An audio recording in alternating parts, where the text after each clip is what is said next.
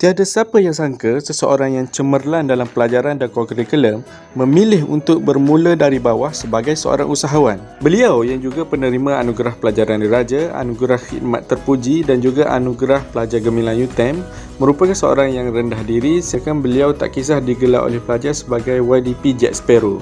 Biarpun pada awalnya ada yang tak bersetuju beliau memulakan perniagaan kerana beliau merupakan graduan Master Kejuruteraan Perbuatan. Namun begitu, dengan restu keluarga, Nawawi dan adiknya Tajuddin nekat memilih haluan berbeza dengan membuka kedai burger tempayan di Melaka. Orang kata dah ada diploma, degree, master sampai ke tahap master ni, tiba-tiba buka perniagaan. Bagi saya, meskipun kita dah sampai ke tahap PhD sendiri pun, itu adalah proses kita untuk belajar. Belajar is belajar. Mencari ilmu untuk pengetahuan kita sendiri. Kita boleh aplikasikan ilmu yang kita belajar tu di dalam perniagaan kita. Walaupun orang kata dari bidang dan sebagainya, tetapi ilmu yang kita cari itu akan kita aplikasikan dalam kehidupan kita. Itu adalah yang lebih penting. Bukanlah ilmu yang kita dapat tu hanya untuk diaplikasikan di dalam belajar, di dalam pekerjaan sahaja yang kita bekerja. Tidak, tetapi yang lebih penting ilmu dicari adalah untuk kehidupan kita lebih baik dan lebih baik.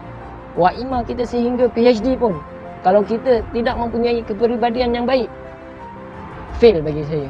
Tetapi saya berpegang kepada nasihat ayah saya, yang mana selalu dia bagi tahu saya, iaitu imshi fi tariqillah wa la tubali ahad fa inna likulli syai'in muhibban wa mubghidan. Yang mana maksudnya mudah saja, setiap satu-satu perkara yang kita lakukan pasti ada yang tak suka. Mustahil bila kita buat semua orang suka. Jadi apa yang kita nak buat, teruskan. Pastikan perkara yang kita ingin lakukan itu adalah perkara yang baik.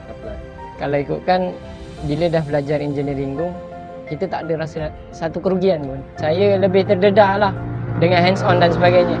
Dan kalau ikutkan 90% daripada kedai ini dibuat oleh saya dan juga adik saya sendiri, yang mana daripada weldingnya, ikat batunya, plaster dindingnya, lepas tu wiringnya, paling utama tu wiring, piping dan sebagainya, itu adalah 90% adalah usaha daripada kami buat sendiri. Dan ilmu-ilmu yang kita belajar dalam engineering itu kita aplikasikan lah. Bukan sahaja daripada hardwarenya sendiri, tetapi software lah, sebab kita cari juga soft daripada internet untuk kita guna pakai dalam urusan jual beli, untuk keluarkan resit, untuk pengiraan kita lebih mudah dan sebagainya. Apabila kita berkeluarga dan sebagainya, cabaran yang paling utama adalah pengurusan masa lah bagi saya. Ya, mana untuk family, mana untuk perniagaan dan mana untuk masa diri sendirilah.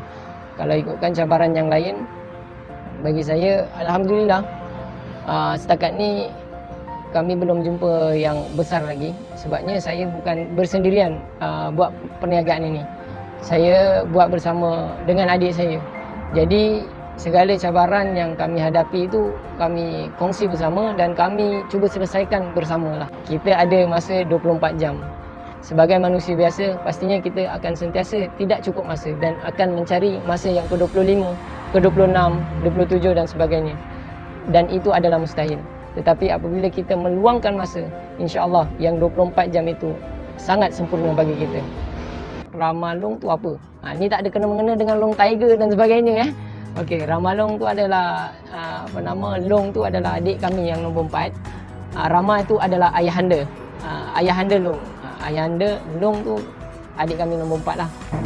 Bisnes burger ni ada banyak peminat dia. Bukan sahaja daripada Melayu, China, India, malahan worldwide. Semua orang kenal burger.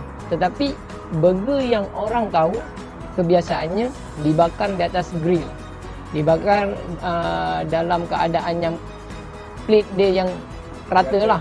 Jadi timbulnya idea ni masa yang sama bila kita tengok ada kawan jual ayam tempayan. Bila kita tengok balik tempayan tu, kita merujuk kepada Nusantaraan lah kalau orang kata lah.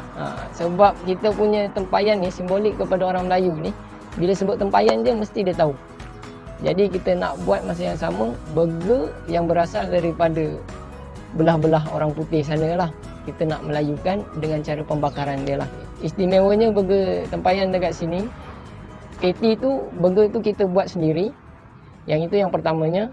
Dan yang keduanya adalah dibakar dengan tempayan. Dan insyaAllah mengekalkan keaslian tekstur daging itu sendiri. Dan juicy dia yang orang panggil tu yang akan tetap lah. Kita tak press daging tu, kita tidak kacau daging itu terlalu banyak sehingga mengganggu kepada tekstur dan juga rasa daging itu sendiri. Kita hanya meletakkan di dalam tempayan dan biarkan dia bakar dengan sendirinya. Dekat situlah dia punya kenikmatan bila gigitan yang pertama, insyaAllah. Saya harap satu Malaysia boleh merasai kenikmatan Ramalong Burger Tempayan, yang mana patty kami buat sendiri dan ianya dibakar di dalam tempayan. InsyaAllah kenikmatan itu berbeza. Harapan yang kedua bagi saya adalah membuka lebih luas lagi peluang untuk orang ramai bekerja bersama kami, dan juga mungkin satu hari nanti kita akan buka peluang lebih besar dalam Malaysia supaya ramai lagi anak tempatan boleh berkongsi rezeki dengan kami, boleh menjadi keluarga di dalam Ramalong Burger Tempayan. Jadi harapan yang terakhir adalah semoga perniagaan ini lebih maju, bukan sahaja di dalam Malaysia tetapi di peringkat antarabangsa. InsyaAllah, amin.